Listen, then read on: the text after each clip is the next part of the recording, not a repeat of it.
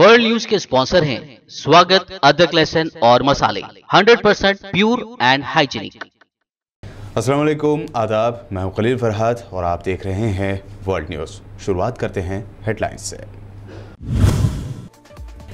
हथियार से लैस यहूदियों की फ़लस्तीनी शहरियों की ज़मीनों पर कब्जे का सिलसिला जारी। फ़लस्तीन की नई कब्जा की गई ज़मीनों पर इसराइली हुकूमत की मराहत पर 250 बस्तियों में लाखों यहूदियों के रहने का हुआ इंकशाफ। तुर्की के जंगी ड्रोन प्लेन्स खरीदना चाहता है सऊदी अरब। तुर्की से की दरख्वास्त। एर्दोआन ने कहा सऊदी रवैये पर डील मुनहसर। यूनान के साथ फौजी मशक करने पर बनाया सऊदी अरब को तनकीद का निशाना। अमेरिकी नायब सदर कमला हैरिस के घर के करीब से राइफल लिए हुए शख्स को किया गया गिरफ्तार। क्या कमला हैरिस के कत्ल की रची जा रही थी साजिश? उठ रहे हैं सवाल।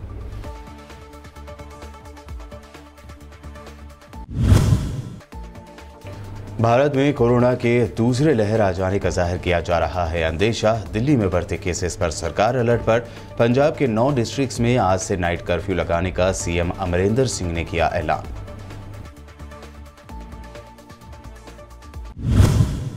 Central road transport minister Nitin Gadkari का लोकसभा में बड़ा ऐलान। कहा 1 साल में खत्म कर देंगे पूरे मुल्क से टोल प्लाजा। शहर के बॉर्डर्स पर टोल लगाने को बताया गलत। टोल की जगह जीपीएस सिस्टम लगाने की कही बात। और दिल्ली को पॉल्यूटेड सिटी कहकर बदनाम करने को लेकर आम आदमी पार्टी ने मोदी सरकार पर की तनकीद। कहा दुनिया के 30 सबसे पॉल्यूटेड यानी आलूदा शहरों में 22 शहर भारत के।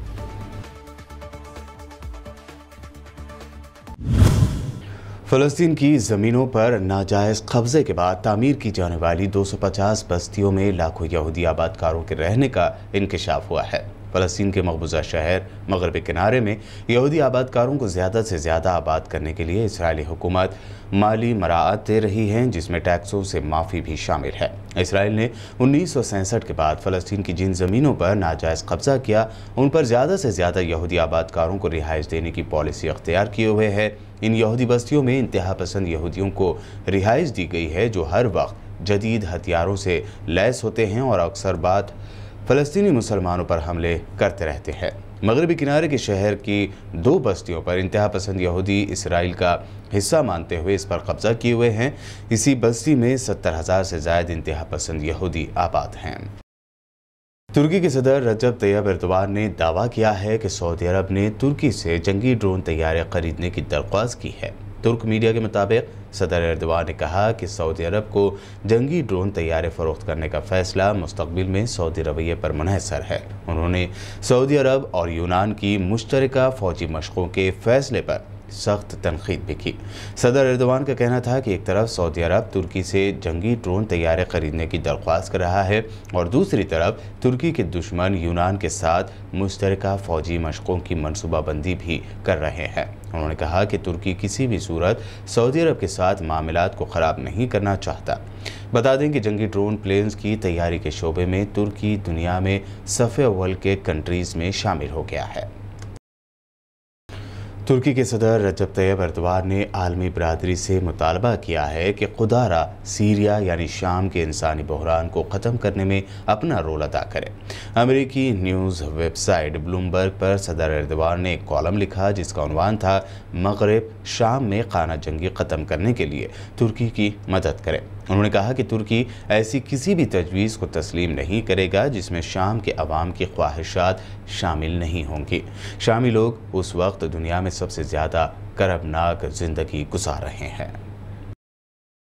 अक़वाम मुत्तहिदा का एक वफ़द अपने 3 रोज़ा दौरे के दौरान बांग्लादेश पहुंचा है। आलमी इदारा बराए महाजरीन का ये डेलीगेशन अपने इस दौरे के दौरान खलीज बंगाल में इस जजीरे पर भी जाएगा जहां ढाका हुकूमत अब तक 13,000 से ज़ायद रोहिंग्या महाजरीन को आर्जी तौर पर मुंतकिल कर चुकी है। बांग्लादेशी हुकूमत ऐसे मज़ीद 10,000 महाजरीन को इस जजीरे पर मुंतकिल करने का इरादा रखती है। हमसाया मुल्क म्यांमार की रियासत राखैन में रोहिंग्या मुस्लिम अक़लियत के ख़िलाफ़ मज़ालिम के दौरान चंद बरस पहले 1 मिलियन से ज़्यादा महाजरीन ने बांग्लादेश में पनाह ले ली थी। तालिबान ने अमेरिका पर जोर दिया है कि वो दोहा मुआहदे की पासदारी करे और अपनी फ़ौजें अफगानिस्तान से निकाल लें। तालिबान के तर्जुमान तबीउल्लाह मुजाहिद ने जारी एक बयान में ये बात कही। इससे पहले अमेरिकी सदर जो बाइडन ने बताया था कि अफगानिस्तान से अमेरिकी फ़ौजियों के मुकम्मल तौर पर निकल जाने के लिए 1 मई 2021 की आखिरी तारीख की पैरवी करना इंतहाई मुश्किल है। इसके अलावा अफगानिस्तान के नायब सदर उमरुल्लाह भी कह चुके हैं कि अगर अमेरिकी फ़ौज जल्द अफगानिस्तान से निकल जाएगी तो अफगान हुकूमत को तालिबान का अकेले सामना करना मुश्किल हो जाएगा। पाकिस्तान में वज़ीर आज़म इमरान खान के खिलाफ मुत्तहद हुए पूरे अपोजिशन के इत्तेहाद यानी PDM ने 26 मार्च को हुकूमत के खिलाफ होने वाला अपना लॉन्ग मार्च मुलतवी कर दिया है। इस मौके पर पूछे गए एक सवाल का जवाब देते हुए नवाज शरीफ की बेटी और मुल्क में नई लीडर बनकर उभरने वाली मरियम नवाज ने कहा कि नवाज शरीफ को पाकिस्तान वापस लाना उनकी ज़िंदगी को खतरा होगा, उन्हें वापस बुलाना उनकी ज़िंदगी को उनके कातिलों के हवाले करना होगा। मरियम नवाज के मुताबिक वो बतौर बेटी समझती हैं कि किसी को उन्हें वापस बुलाने का हक नहीं है। नवाज शरीफ को वतन वापस बुलाकर हम उनके कातिलों के हवाले नहीं कर सकते। अमेरिकी इंटेलिजेंस रिपोर्ट में रूस के सदर व्लादिमीर पुतिन पर प्रेसिडेंट इलेक्शन में रुकावटें खड़ी करने के इल्ज़ाम लगाने के बाद अब अमेरिकी सदर बाइडन ने कहा कि रूसी सदर पुतिन को इस मदाखलत की कीमत चुकाना होगी। बता दें कि कल अमेरिकी इंटेलिजेंस ने रिपोर्ट जारी करते हुए इंकशाफ किया था कि रूसी सदर पुतिन और उनकी हुकूमत के हुक्म पर रूसी हुकाम ने इलेक्शन में ट्रंप की हिमायत करने और बाइडन को सियासी नुकसान पहुँचाने की कोशिश की थी। रूस के अलावा क्यूबा, वेनेजुएला, लेबनानी शिया तहरीक हिजबुल्लाह और ईरान ने भी अमेरिकी सदारती इलेक्शन के नताइज पर असरअंदाज होने की कोशिश की थी। क्या हिंदुस्तानी निजाद अमेरिकी नायब सदर कमला हैरिस के कत्ल की साजिश रची जा रही है? ऐसे सवाल इसलिए उठ रहे हैं क्योंकि अमेरिका में कानून नाफिज करने वाले अफसरान ने कमला हैरिस की सरकारी रिहाइशगाह के बाहर से एक मुसल्लह यानी हथियार लिए हुए शख्स को गिरफ्तार किया है। फॉक्स न्यूज़ की रिपोर्ट के मुताबिक DC मेट्रोपॉलिटन पुलिस को नेवल ऑब्जर्वेटरी के करीब एक मुश्तबा शख्स की खुफिया इंफॉर्मेशन मिली, जिसके बाद उसे गिरफ्तार कर लिया गया। गिरफ्तार किए गए शख्स की शनाख्त पॉल मर्रे के नाम से हुई है और वो टेक्सास के सैन एंटोनियो से ताल्लुक़ रखता है। इससे पहले अमेरिकी इंटेलिजेंस सर्विसेज डिपार्टमेंट के अफसरान ने उन्हें गिरफ्तार किया था, जिसके बाद वाशिंगटन पुलिस ने उसे अपनी तहवील में लेकर कार्रवाई शुरू कर दी है। पुलिस ने इसके पास से राइफल्स और गोलियां भी बरामद की हैं। वेस्ट अफ्रीकन कंट्री माली के इलाके गाँव में फ़ौज और जंगजुओं के दरमियान झड़पों में 30 से ज़ायद फ़ौजी हलाक हो गए। मीडिया रिपोर्ट्स के मुताबिक पीर के रोज़ से सैकड़ों शिद्दत पसंदों ने तीसत नामी शहर में एक सिक्योरिटी चौकी को निशाना बनाना शुरू किया और अब तक जारी इस लड़ाई में 23 सिक्योरिटी एहलकार हलाक जबकि 14 दीगर जख्मी हो गए। इस हमले में 20 जंगजुओं के भी मारे जाने की खबर है। बता दें कि माली में साल 2012 में उस वक्त सूरत हाल और भी ख़राब हो गई थी जब तवारिग अस्करियत पसंदों ने माली के शुमाली हिस्सों पर कब्जा किया। तनाज़ा उस वक्त और भी बढ़ गया जब फ्रांस भी तनाज़े में शामिल हुआ। बुलेटिन में वक्त हुआ है एक शॉर्ट ब्रेक का। ब्रेक के बाद भी खबरों का सिलसिला लगातार यूं ही जारी रहेगा।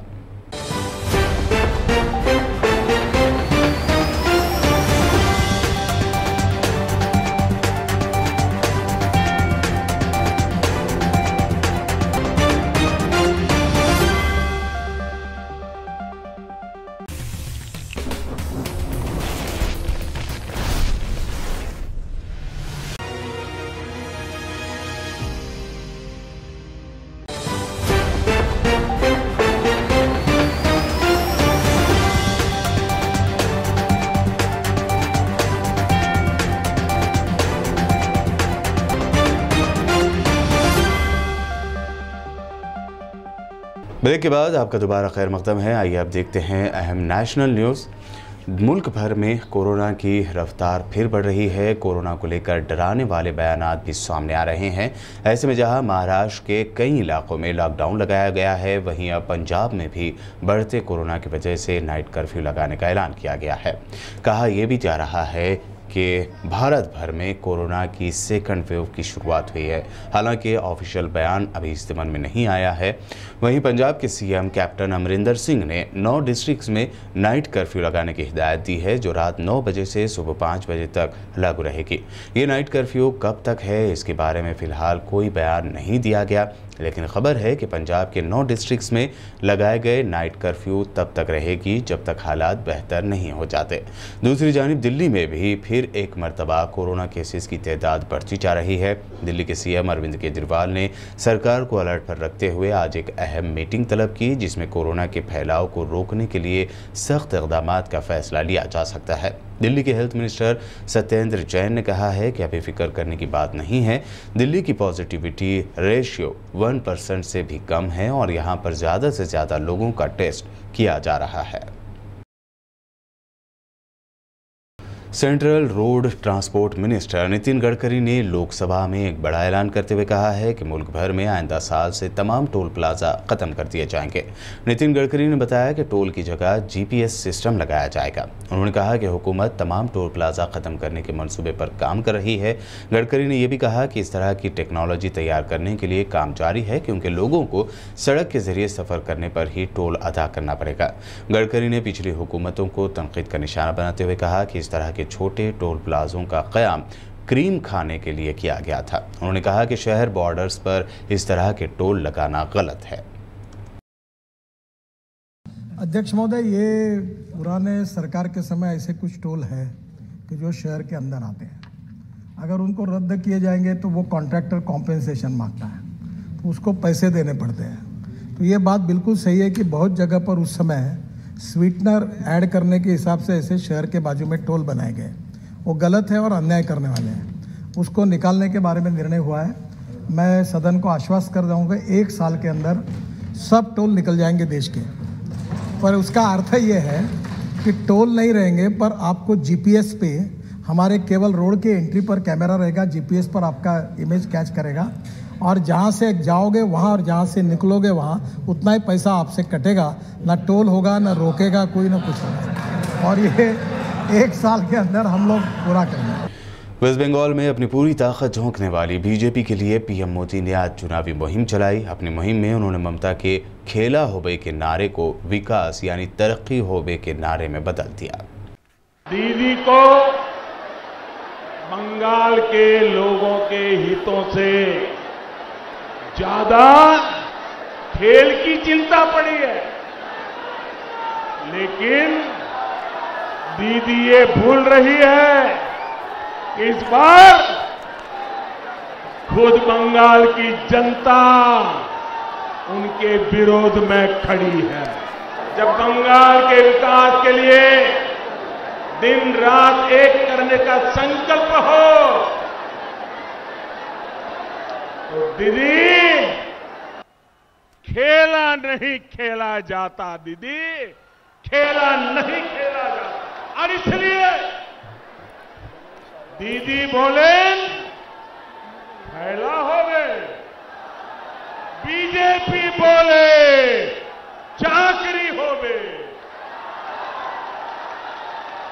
दीदी बोले खेला होवे, बीजेपी बोले विकास होवे।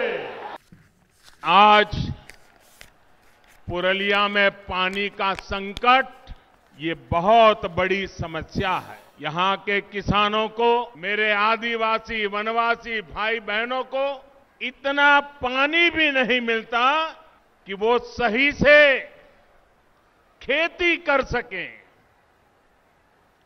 यहां की महिलाओं को पीने के पानी के इंतजाम के लिए बहुत दूर तक पैदल चलकर जाना पड़ता है। पहले वामपंथियों की सरकार और फिर टीएमसी सरकार ने यहां पर उद्योग धंधे पनपने नहीं दिए। फिर यहां जितना सिंचाई के लिए काम होना चाहिए था वो भी नहीं हुआ।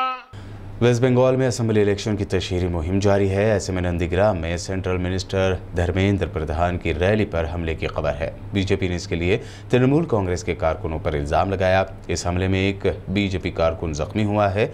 इससे पहले शुमाली 24 परगना के जगदल में क्रूड बम से हमले की खबर आई, जिसमें 3 लोग जख्मी हुए थे। यह हमला बीजेपी एमपी अर्जुन सिंह के घर के पास होने की इत्तला है। दिल्ली में बढ़ते पॉल्यूशन पर मरकज़ की मोदी सरकार को तनकीद के कटहरे में लाते हुए आम आदमी पार्टी लीडर सौरभ भारद्वाज ने प्रेस कॉन्फ्रेंस की। उन्होंने कहा कि दुनिया के 30 सबसे पॉल्यूटेड यानी आलूदा शहरों में 22 शहर भारत के हैं। इससे भी ज्यादा शर्म की बात यह है दोस्तों, दुनिया के पहले 30 सबसे प्रदूषित शहरों में भारत के 22 शहर हैं। 8 शहर जो हैं वो दुनिया के अलग अलग शहर देशों के हो सकते हैं, 30 में से 22 शहर जो हैं वो भारत के हैं। इसका मतलब साफ है, जब जब प्रदूषण की बात हो, जब जब पर्यावरण की बात हो, जब जब पराली जलने की बात हो, सारा ध्यान दिल्ली के ऊपर केंद्रित कर दिया जाए। दिल्ली की सरकार को और दिल्ली वासियों को दुनिया का सबसे बड़ा विलन साबित कर दिया जाए। टीवी पे और अखबारों में यही खबर को चलाया जाए और सबकी जिम्मेदारी खत्म हो गई। भाई पॉल्यूशन पे चर्चा हुई, पॉल्यूशन पे चिंता हुई, हमने एक विलन ढूंढ लिया, विलन को गाली दी, कोसा और बात खत्म। अब अगली खबर की तरफ बढ़ते हैं। यही कोरोना में किया। आज कोरोना में मध्य प्रदेश के अंदर, पंजाब के अंदर, गुजरात के अंदर, महाराष्ट्र के अंदर केसेस बढ़ रहे हैं, मगर केंद्र सरकार अपनी जिम्मेदारी पूरी कर चुकी है।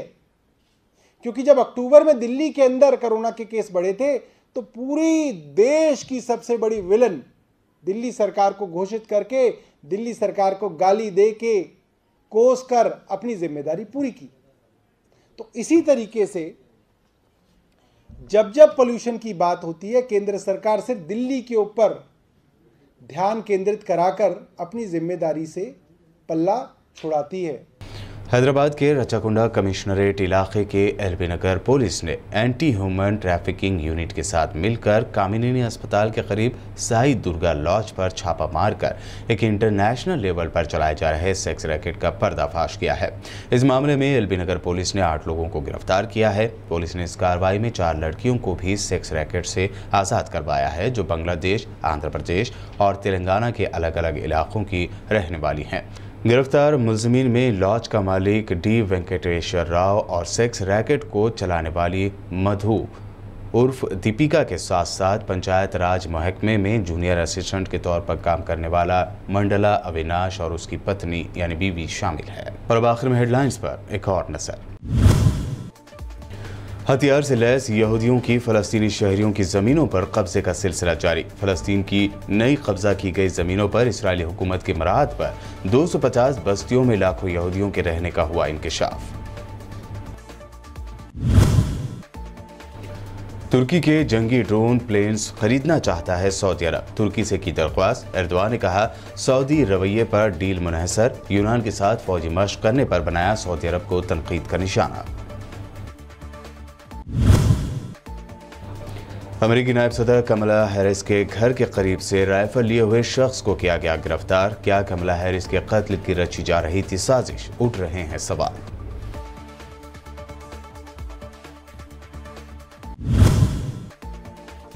भारत में कोरोना के दूसरे लहर आ जाने का जाहिर किया जा रहा है अंदेशा। दिल्ली में बढ़ते केसेस पर सरकार अलर्ट पर। पंजाब के 9 डिस्ट्रिक्ट्स में आज से नाइट कर्फ्यू लगाने का सीएम अमरिंदर सिंह ने किया ऐलान।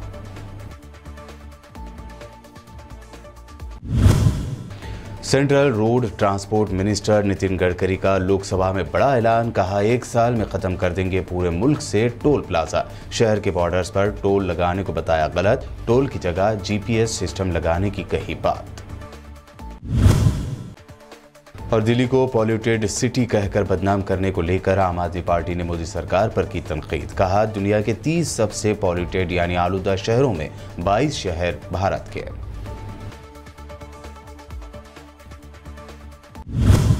वर्ल्ड न्यूज़ में ये थी अब तक की अहम नेशनल और इंटरनेशनल न्यूज़। वीडियोस यूट्यूब और फेसबुक पर लाइक ज़रूर करें। मज़ीद अपडेट्स के लिए देखते रहिए BPN चैनल।